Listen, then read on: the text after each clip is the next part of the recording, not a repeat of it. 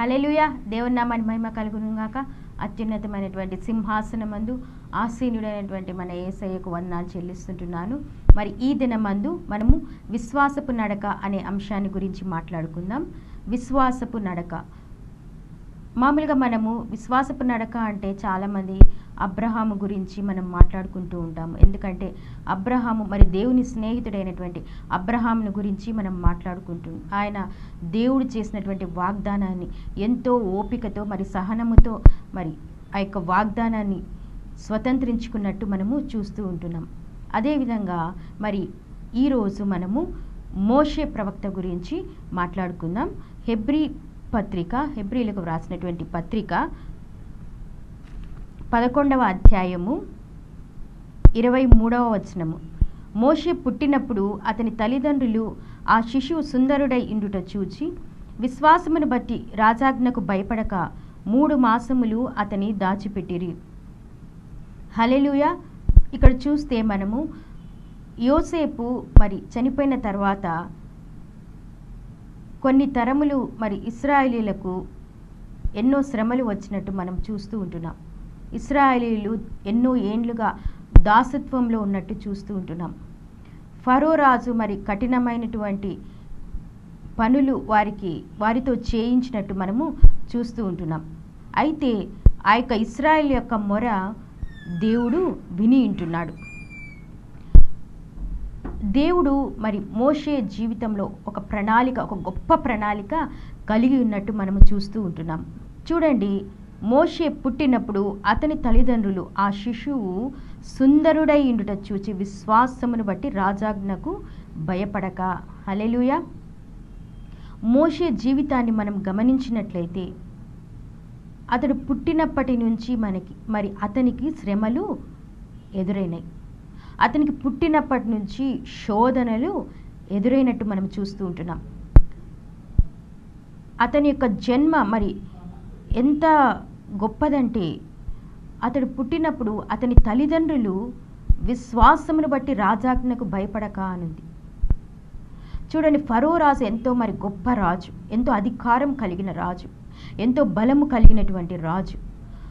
ఆ రాజు మరి ఈ యొక్క ఇశ్రాయేలీయులు ఎంతో విస్తరిస్తూ ఉంటుండగా వీరి యొక్క బలం ఎక్కువైపోతుంది, వీరి యొక్క ప్రభావమే మన మీద ఎక్కువైపోతుంది అని ఏం చేశాడు? మగపిల్లలందరినీ చంపేయమని ఆజ్ఞ ఇచ్చి ఉంటున్నాడు. అయితే ఐగుప్తు దేశంలో మరి మగపిల్లలందరినీ చంపమని ఆజ్ఞ ఇచ్చినప్పుడు మరి ఆ యొక్క మంత్రసానులు దేవునికి భయపడి అని వాక్యంలో వ్రాయబడి ఉన్నది. హల్లెలూయా. అంటే ఈ మంత్రసానులు ఎలాంటి వాళ్ళంటే మరి దేవునికి భయపడినారు. అంటే ఈ యెహోవా దేవుని గురించి వారు ఎంతో విని ఉంటున్నారు. యోసేపు జీవితాన్ని వారు ఎంతగానో తెలుసుకొని యోసేపు ఎలా దేవుని యందు భయభక్తులు కలిగిన వాడు, యోసేపు జీవితంలో ఎంత అద్భుతంగా దీవించబడింది, ఏ దేవుని బట్టి యోసేపు జీవితం దీవించబడింది అనేది వాళ్ళు ఎంత చక్కగానో మంత్రసానులు తెలుసుకున్నారు. అందుకనే వాళ్ళు ఏం చేశారంటే దేవునికి భయపడినారు. దేవునికి భయపడి ఈ పని మేము చేయము అని రాజుతో మరి డైరెక్ట్గా చెప్పేసినారు. అందులో హెబ్రీ స్త్రీలు చాలా చురుకైన వారుగా మనము ఇక్కడ వ్రాయబడినట్టు చూస్తూ ఉంటున్నాం. అంటే ఎంతో జ్ఞానము కలిగి వివేకము కలిగినటువంటి స్త్రీలు హెబ్రీ స్త్రీలు, దేవునికి భయపడినటువంటి స్త్రీలు. హల్లెలూయా. మరి ఈ స్త్రీలలో మరి ఈ మోషే యొక్క తల్లి కూడా ఉంది. ఈమె మరి మోషేని కనినప్పుడు అతడు ఎంతో సుందరుడై ఉంటూ చూచింది. చూడండి, మరి చిన్న బిడ్డ మరి 3 నెలల తర్వాత మరి ఎవరు కూడా మరి తల్లికి దూరం చేసుకోరు. ఎటువంటి పరిస్థితి వచ్చినా తల్లి విడనాడకుండా బిడ్డను కాపాడుతుంది, బిడ్డను పెంచి పోషిస్తుంది. మరి అటువంటి మోషే తల్లికి ఒక పెద్ద శ్రమ వచ్చి ఉంటున్నది, ఒక పెద్ద పరీక్ష వచ్చి ఉంటున్నది. అయినప్పటికీ మోషే తల్లిదండ్రులు విశ్వాసంలో పెరిగినట్టు మనం చూస్తున్నాం, విశ్వాసంతో జీవిస్తున్నట్టు చూస్తూ ఉంటున్నాం. దేవుని మీద ఆధారపడి దేవుడు వారికి ఇచ్చినటువంటి సంతానాన్ని వారు ఎంతగానో కాపాడుకున్నట్టు, విశ్వాసంతో కాపాడుకున్నట్టు మనం చూస్తూ ఉంటున్నాం. వారు ఏమాత్రం భయపడలేదు, వణకలేదు, మరి కృంగిపోలేదు. కానీ వాళ్ళు ఏం చేశారంటే 3 months తర్వాత చూడండి, ఆమె ఎంతో ధైర్యం చేసినట్టు, ఎంతో ధైర్యం కలిగిన స్త్రీగా మనం చూస్తూ ఉంటున్నాం. మోషే తల్లి 3 మాసములు అతన్ని దాచిపెట్టినారు. చిన్న బిడ్డను 3 మాసములు దాచిపెట్టాలంటే అది చిన్న విషయం కాదు. చిన్న బిడ్డలు ఆకలేనప్పుడంతా ఎంతగానో ఏడుస్తూ ఉంటారు. ఆ ఏడుపు చిన్నగా ఉండదు కానీ చాలా పెద్దదిగా ఉన్నట్టు మనం గమనిస్తూ ఉంటాం. అయితే మరి 3 మాసములు దాచిపెట్టినట్టు చూస్తుంటున్నాం. ఎవ్వరికి తెలియకుండా, ఇరుగు పొరుగు వారికి తెలియకుండా, చుట్టుపక్కల వారికి తెలియకుండా, ఫరో సైనికులకు తెలియకుండా, ఫరో మనుష్యులకు తెలియకుండా ఆమె ఎంతగానో చాకచక్యంగా జ్ఞానము కలిగి, చురుకుతనము కలిగి, విశ్వాసము కలిగి మోషేను 3 నెలలు దాచిపెట్టినట్టు మనం చూస్తూ ఉంటున్నాం. ఆ తర్వాత మరి ఏం చేసింది ఆమె? 3 నెలల తర్వాత బిడ్డ అలాగే ఉండడు, పెరిగి పెద్దగా అవుతాడు. మరి ఇలాంటి సమయంలో కూడా ఆమె విశ్వాసం ఇంకా పెంచుకున్నట్టు మనం చూస్తూ ఉంటున్నాం. చూడండి, ఒక జమ్ము పెట్టెలో మోషేను దాచిపెట్టి ఏం చేసింది ఆమె? ఆ యొక్క నైలు నదిలో వదిలేసినట్టు మనం చూస్తూ ఉంటున్నాం. ఎంతో విశ్వాసముతో, ప్రార్థనతో దేవుని మీద ఆధారపడి మోషేను వదిలినట్టు చూస్తుంటున్నాం.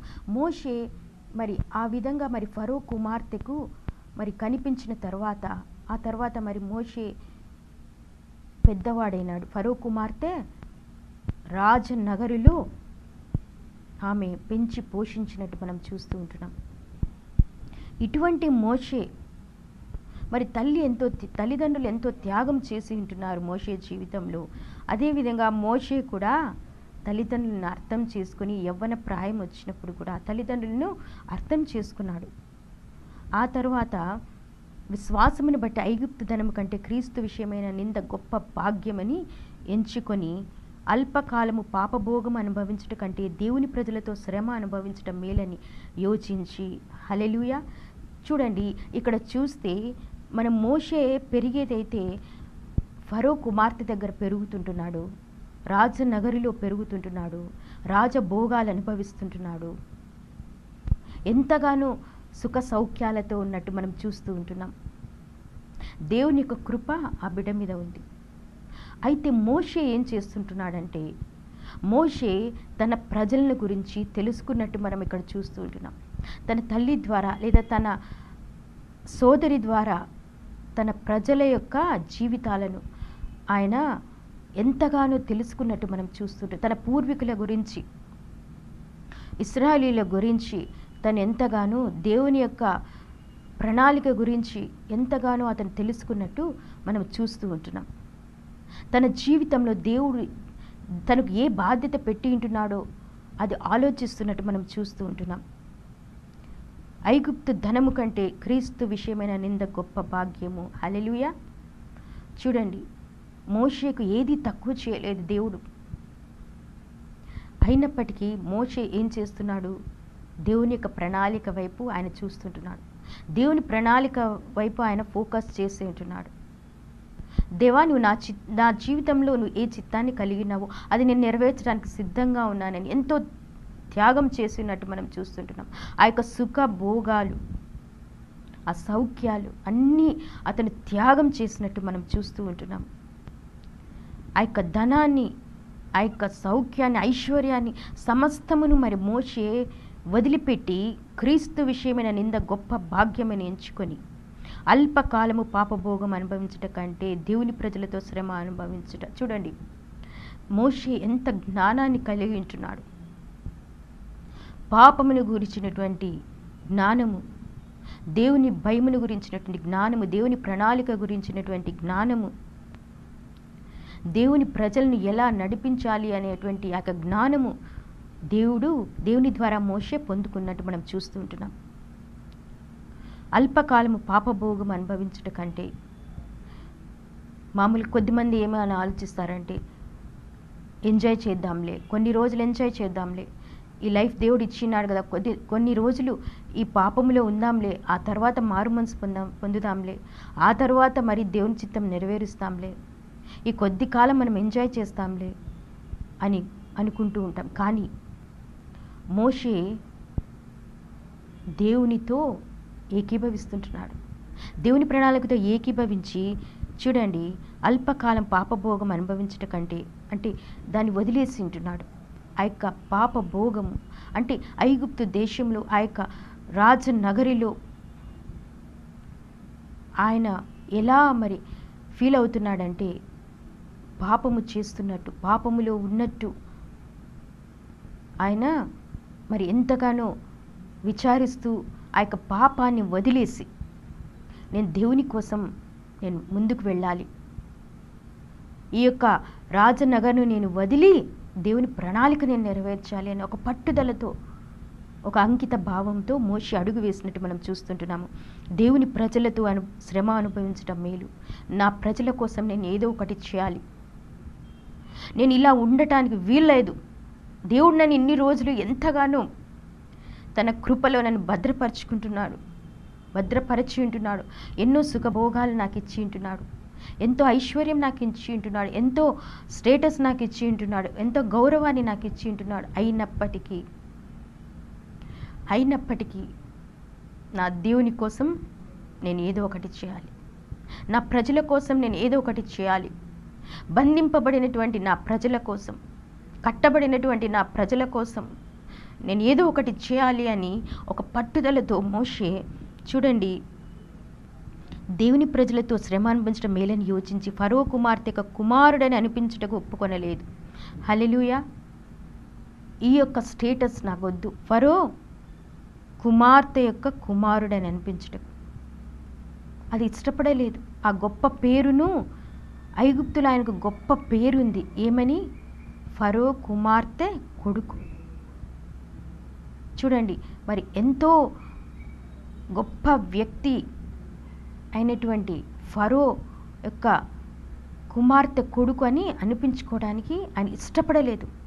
అంటే ఈ లోకరీత్యా ఆయనకు వచ్చినటువంటి ఖ్యాతి, పేరు ఆయన ఇష్టపడలేదు. కానీ నా దేవుని ద్వారా నేను పొందుకోవాలి ఆయన ఒక పట్టుదలతో అతడు ప్రతిఫలముగా కలగబో బహుమానమందు దృష్టి ఉంచాను. హల్లెలూయా. విశ్వాసం, దానికి కారణం ఏంటి? విశ్వాసముతో నడిచి ఉంటున్నాడు మోషే. ఎన్ని శ్రమలు వచ్చినా, శోధనలు వచ్చినా విశ్వాసముతో అడుగు వేస్తుంటున్నాడు. కారణము దేవుడు తనకు గొప్ప ప్రతిఫలం ఇవ్వబోతుంటున్నాడు, దేవుడు నాకు గొప్ప బహుమానం ఇవ్వబోతున్నాను నేను ఈ కార్యము జరిగిస్తే అని ఒక మంచి ఆలోచనతో అతడు ముందుకు అడుగు వేసినట్టు చూస్తుంటున్నాం. విశ్వాసమును బట్టి అతడు అదృశ్యుడైన వానిని చూచుచున్నట్టు స్థిరబుద్ధి కలవాడై. ఎటువంటి బుద్ధి? స్థిరబుద్ధి. ఇంతవరకు మనం అతడు సుఖభోగాలను త్యాగం చేసినట్టు చూస్తుంటున్నాము, మరి మంచి పేరు ప్రఖ్యాతిని త్యాగం చేసినట్టు చూస్తుంటున్నాము, పాపమును విడిచిపెట్టినట్టు మనము చూస్తుంటున్నాం. అదేవిధంగా ఈ విశ్వాసపు నడకలో ఇంకొక మెట్టుకు ఎదిగింటున్నాడు. అది ఏమి అంటే అదృశ్యమైనటువంటి వానిని చూచుచున్నట్టు. హల్లెలూయా. మరి మోషే ఏమి చూచి ఉంటున్నాడంటే నా ప్రజలను నేను విమోచించి ఉన్నాను, నా దేవుని నామముతో, నా దేవుని యొక్క శక్తితో, నా దేవుని ప్రణాళికలో నేను నా ప్రజలను ఈ ఐగుప్తు దాస్యము నుండి నేను విడిపిస్తాను అని ఒక విశ్వాసముతో అతను ఒక మరి ఆ యొక్క సిచ్యుయేషన్ ఆయన విశ్వాసముతో చూచి ఉంటున్నాడు. నా ప్రజలు విమోచించబడి ఉన్నారని ఒక విశ్వాసాన్ని కలిగి అదృశ్యమైన వాణిని చూస్తుంటున్నాడు. ఎలా చూస్తుంటున్నాడు? స్థిరమైనటువంటి బుద్ధి కలిగిన వాడై. హల్లెలూయా. అతని మనస్సు, అతని బుద్ధి ఎలా ఉందంటే కుడి పక్కకు ఎడమ పక్కకు తిరగలేదు, కానీ దేవుడు చెప్పిన మాటకు, దేవుడు చెప్పిన ప్రణాళికకు, అతని తల్లిదండ్రులు చెప్పినటువంటి అతని తల్లిదండ్రులు చేసినటువంటి బోధకు అతని మైండ్ ఫిక్స్ అయిపోయింది. అందుకని అతడు స్థిరబుద్ధి కలవాడై ముందుకు వెళ్ళాడు. అదేవిధంగా రాజాగ్రహమునకు భయపడక ఐగుప్తును విడిచిపోయేను. హల్లెలూయా. చూడండి, రాజాగ్రహమునకు భయపడక ఎలా వచ్చింది ఇంత ధైర్యము మోషేకు? మరి మోషే ఐగుప్తు రాజు ఫరో యొక్క నివాసములో పెరిగి ఉంటున్నాడు. అక్కడ అందరూ అతనికి ఎంతగానో మరి క్లోజ్గా ఉన్నారు. ఎంతగానో వాళ్ళు చూసుకుంటున్నారు మోషేను, ఎంత ప్రేమగా చూసుకుంటున్నారు, ఎంతో గౌరవంగా చూసుకుంటున్నారు. అయినప్పటికీ రాజాజ్ఞకు భయపడలేదు. దానికి కారణం ఏమంటే మోషే విశ్వాసంలో ఇంకో మెట్టు ఎదిగినాడు. అదేవిధంగా దేవుని ప్రేమిస్తుంటున్నాడు. దేవుని ప్రేమిస్తున్నాడు కాబట్టి ఆయన రాజాజ్ఞను పక్కకు పెట్టాడు. దేవుని ప్రేమిస్తున్నాడు కాబట్టి ఆయన రాజు నాకు ఏదైనా హాని చేస్తాడేమో అని కూడా ఆయన లెక్క చేయలేదు. అంటే మామూలుగా రాజుకు కోపం వచ్చిందండి, ఆగ్రహము అనేది ఎప్పుడైతే రాజుకు వస్తుందో ఆ రాజు ఏ డెసిషన్ తీసుకుంటే అది నెరవేరుతుంది. కానీ అది కూడా మోషే పక్కకు పెట్టేసి ఉంటున్నాడు. దానియేలు విశ్వాసమును బట్టి మరి సింహాల బోనులో ప్రార్థన చేసినప్పుడు దేవుడు ఏం చేశాడు?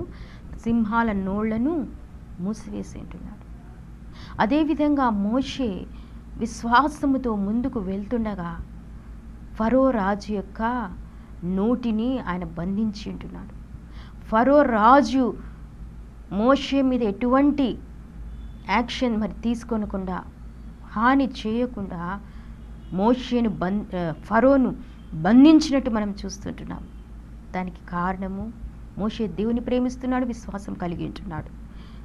అదేవిధంగా భయపడలేదు, ఎంతో ధైర్యం కలిగి తర్వాత ఐగుప్తును విడిచిపోయాను. హల్లెలూయా.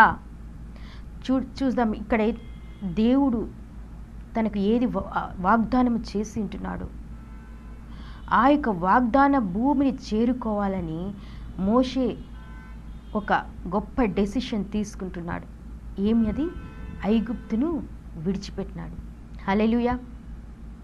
ఎప్పుడైతే ఐగుప్తును విడిచిపెట్టాడో దేవుడు మోషేకు తోడైనట్టు మనం చూస్తుంటున్నాము. దేవుడు అగ్ని ప్రాకారంగా మోషేకు తోడైనట్టు మనం చూస్తుంటున్నాము. తొలిచూలు పిల్లను నాశనము చేయువాడు, ఇశ్రాయేలీయులను ముట్టకుండా నిమిత్తం అతడు విశ్వాసమును బట్టి పస్కాను రక్తప్రోక్షణ ఆచారమును ఆచరించెను. హల్లెలూయా. చూడండి, ఇశ్రాయేలుకు నాయకుడైనాడు మోషే. తొలిచూలు పిల్లను హతము చేస్తానని దేవుడు చెప్పినప్పుడు, ఐగుప్తులో గొప్ప తెగులు, మరి 10వ తెగులు దేవుడు కలుగచేసినప్పుడు ఇశ్రాయేలీయులు ఉంటున్నారు, ఐగుప్తీయులు ఉంటున్నారు, అందరూ కలిసి జీవిస్తున్నారు. అందరూ మరి ఆ యొక్క ఒకే ప్రాంతంలో మరి జీవిస్తుంటున్నారు. అయినప్పటికీ మోషే కన్నులు దేవుని వైపు చూస్తుంటున్నాయి. మోషే ఎంతో విశ్వాసముతో దేవుని వైపు చూస్తుంటున్నాడు. నీ ప్రజలను కాపాడు దేవుడవు ప్రభువా. ఎటువంటి తెగులు వచ్చినా, ఎంత భయంకరమైన తెగులు వచ్చినా నన్ను, నా కుటుంబాన్ని, నా ప్రజలను కాపాడువాడవు నీవే అని విశ్వాసముతో పస్కాను ఆచరించినట్టు మనం చూస్తుంటున్నాము. రక్త ప్రోక్షణ ఆచారాన్ని కూడా ఆచరించుంటున్నాడు. అంటే విశ్వాసముతో మరి అతను పస్కాను ఆచరించి తర్వాత రక్త ప్రోక్షణను, ఈ రక్త ప్రోక్షణ అంటే మరి యేసు ప్రభు సిలువలో బలియాగమై ఆయన రక్తాన్ని కార్చి ఉంటున్నాడు. ఇటువంటి దేవుని ఉగ్రత మనిషి మీద రాకుండా యేసు రక్తం మనల్ని విమోచించేదిగా ఉంటుంది. యేసు రక్తం మనల్ని కాపాడేదిగా ఉంటున్నది. యేసు రక్తము మనల్ని విడిపించేదిగా ఉంటున్నది. యేసు రక్తం మన దేవుని యొద్దకు చేర్చేదిగా ఉంటున్నది.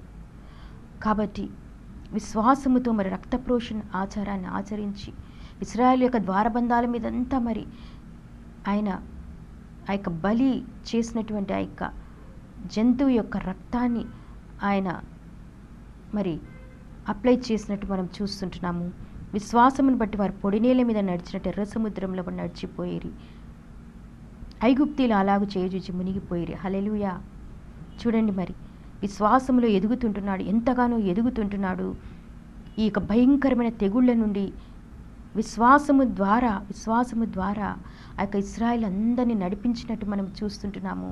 ఆ యొక్క తెగుళ్ళ నుండి వారు కాపాడబడినట్టు మనం చూస్తుంటున్నాము. అదేవిధంగా విశ్వాసమును బట్టి వారు పొడినేల మీద నడిచినట్టు చూస్తుంటున్నాము. ఎర్ర సముద్రంలో పడి నడిచిపోయారు. ఎర్ర సముద్రం అంటే నిజంగా అది సాధారణమైన సముద్రం కాదు, కానీ ఎన్నో వేల అడుగుల లోతు కలిగినటువంటి భయంకరమైనటువంటి ఆ యొక్క ఎర్ర సముద్రము ఎదుట నిలబడినప్పుడు మోషే విశ్వాసముతో ప్రార్థించుంటున్నాడు, విశ్వాసముతో దేవుని యొద్ద చూచి ఉంటున్నాడు, విశ్వాసముతో కర్రని చాపమన్నప్పుడు చాపి ఉంటున్నాడు. ఆయన వెనక తట్టు చూడలేదు. ఇంతమంది లక్షల ఇశ్రాయేలీయులు ఉంటున్నారే, వీళ్ళందరినీ నేను ఎలా నడిపించాలి? ఈ సముద్రంలో వారు మునిగిపోతారేమో, అంతలో ఐగుప్తీయులు వచ్చి ఫరో సైనికులు వచ్చి చంపేస్తారేమో అని ఏమాత్రం వెను తిరగలేదు. ఆయన విశ్వాసాన్ని కోల్పోలేదు. కానీ విశ్వాసంలో మరీ ఎక్కువగా బలవంతుడై ఏం చేస్తున్నాడంటే ఆ యొక్క సముద్రం మీద కర్రను చాపమన్నప్పుడు చాపేయించున్నాడు. హల్లెలూయా. దేవుని అభిషేకాన్ని పొందుకున్నాడు, దేవుని యొక్క శక్తిని పొందుకుంటున్నాడు, దేవుని ప్రత్యక్షతను పొందుకున్నాడు. గొప్ప అద్భుతము ఆయన చూచి ఉంటున్నాడు కళ్ళారా. ఇశ్రాయేలీయులు కూడా గొప్ప అద్భుతము, చరిత్రలోనే లేని అద్భుతం, ప్రపంచంలో ఇంతవరకు జరగలేని అద్భుతము దేవుడు జరిగించినట్టు మనం చూస్తుంటున్నాము. అది విభాగించబడినది, అది విభాగించబడి పొడి నేల కూడా మరి దేవుడు సృష్టించినాడు. ఇదొక అద్భుతం. పొడి నేల, సముద్రంలో పొడి నేల అంటే నిజంగా అది ఊహించలేనిది. అటువంటిది గొప్ప కార్యాన్ని చేసింటున్న కారణం మోషే విశ్వాసముతో నడుస్తున్నాడు, ముందుకెళ్తున్నాడు. ఎన్ని శ్రమలు వచ్చినా, శోధనలు వచ్చినా, అగ్ని పరీక్షలు వచ్చినా ఏమాత్రం చెక్కు చెదరకుండా ఆయన ముందుకు వెళ్ళి ఉంటున్నాడు. ఆయనే నడిచేది కాదు, కానీ ఇశ్రాయేలుని కూడా ఆయన నడిపించినాడు. వేల మంది, లక్షల మంది ఇశ్రాయేలుని ఆయన నడిపించినాడు. జంతువులను, పక్షులను కూడా ఆయన నడిపించినట్టు మనం చూస్తుంటున్నాం. వారికి కలిగిన వాటన్ని ఆయన నడిపించినట్టు మనం చూస్తుంటున్నాం. మరి 40 years దేవుడు వారిని నడిపించి ఉంటున్నాడు, ఎంతో కాపాడి ఉంటున్నాడు. మేఘస్తంభం ద్వారా, అగ్నిస్తంభం ద్వారా విశ్వాసముతో వాళ్ళు ఎన్నో ఎన్నో ఎన్నో ఎన్నో అద్భుతాలు చూచి ఉంటున్నారు. పరలోకం నుండి మన్నాను పొందుకున్నారు. అటువంటి గొప్ప దేవుని యొక్క నడిపింపు మోషే ప్రవక్త చూచినాడు. అందుకని పౌలు భక్తుడు వ్రాస్తుంటున్నాడు, మోషే దేవుని ఇల్లందరిలో నమ్మకమైన వాడు. ఎన్ని శ్రమలు వచ్చినా, కష్టాలు వచ్చినా, శోధనలు వచ్చినా దేవుని యందలి నమ్మకాన్ని కోల్పోలేదు మోషే. ఆయన నమ్మకాన్ని కోల్పోలేదు. దేవుడు ఎంతగా మోషేను నమ్మినాడో అంత నమ్మకత్వాన్ని మోషే నిలబెట్టుకుంటున్నాడు. హల్లెలూయా, హల్లెలూయా. చూడండి, విశ్వాసంతో మనం నడుస్తే ఎంత ఆశీర్వాదకరమైన జీవితం మనం కలిగి ఉంటామో మనం ఈ యొక్క వాక్యంలో మనము చూడొచ్చు. మోషే దేవుని యొక్క మహిమను చూచి ఉంటున్నాడు, దేవుని యొక్క ప్రత్యక్షతను ఆయన చూచి ఉంటున్నాడు, దేవుని ప్రభావాన్ని ఆయన చూచి ఉంటున్నాడు, దేవుని కన్నులారా ఆయన చూచి ఉంటున్నాడు.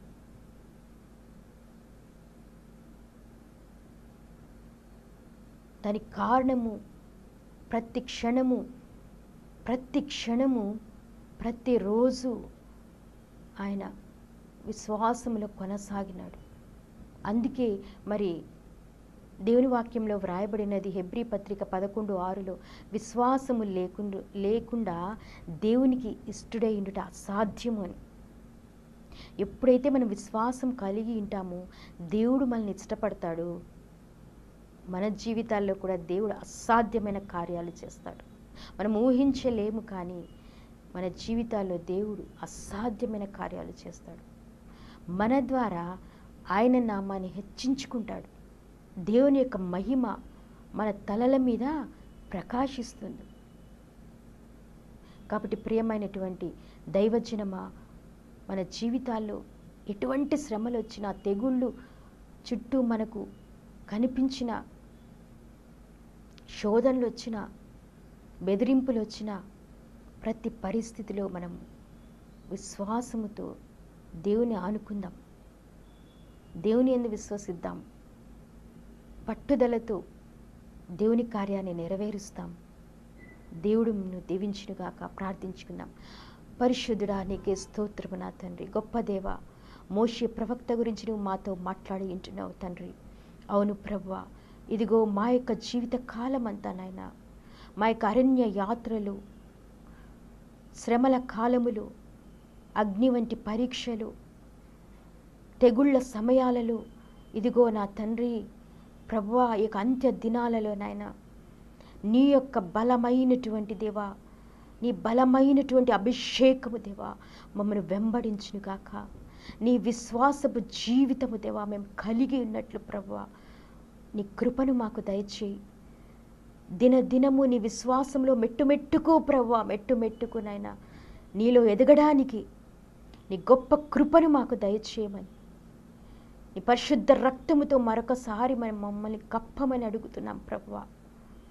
యేసయ్యా, ఈ భయంకరమైనటువంటి రోజుల్లో నా తండ్రి నీవే ప్రభువా, నీవే మాకు అగ్ని ప్రాకారంగా ఉండి నా తండ్రి నీవే మమ్మల్ని నడిపించమని ప్రభువా, ప్రతిరోజు ప్రతి క్షణము నీ అద్భుతమైన ప్రేమను, నీ అద్భుతమైన శక్తిని మేము దేవ రుచి చూచినట్టు మా యొక్క జీవితాలను ఆశీర్వదించమని, బలపరచమని ప్రభువా. ఈ పరిస్థితిలో తండ్రి ఎంతమంది అయితే ప్రభువా శ్రమల్లో ఉంటున్నారో, శోధనలో ఉంటున్నారో, ఇబ్బందులో ఉంటున్నారో, అనారోగ్యంలో ఉంటున్నారో ప్రభువా, కోవిడ్-19 అఫెక్టెడ్ ఎంతమంది అయితే ఉంటున్నారో యేసు క్రీస్తు నామములో దేవా ప్రతి ఒక్కరు తండ్రి అటువంటి వారు